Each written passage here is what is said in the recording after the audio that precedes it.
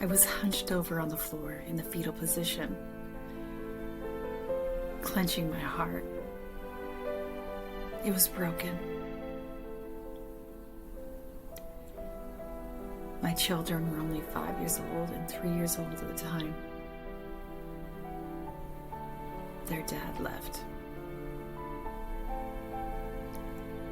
I had no job, no car, no support system. And there I was, stranded.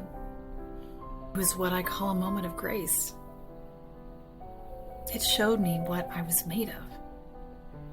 It made me dig down deep inside and become resilient.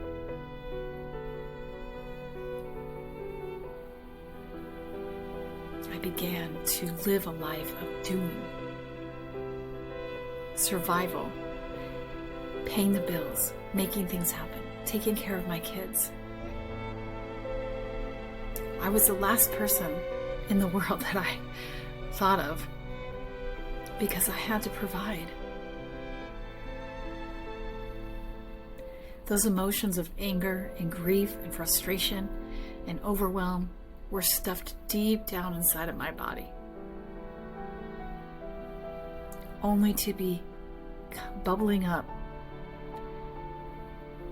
decades later when my body was in pain, forcing me to face what I had been through in my early 20s, forcing me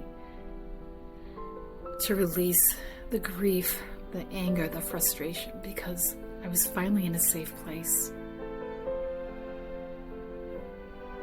The changes, the moves, the neglectful relationships that I had found myself in, the lonely nights as a single parent,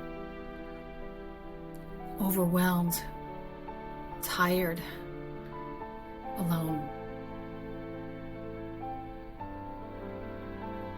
I faced grief for many decades in my life, and because I had a pursuit of my happiness, of my peace, my well-being, I found a way through energy healers, doctors, chiropractors, diet, health, exercise, art, journaling, expressing myself, getting it out of my body.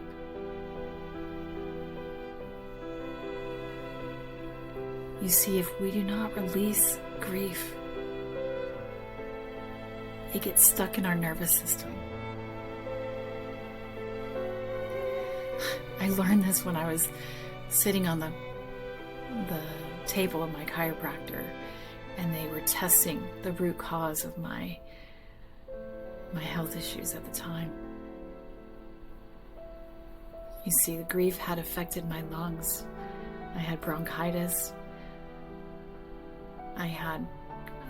My back would go out. I would hold my emotions in my lower back, and I didn't realize, but they were all tied to grief. And once I was able to start expressing that and releasing that and getting it out of my body and my nervous system and processing it, only then I was able to become free from that emotion and find peace.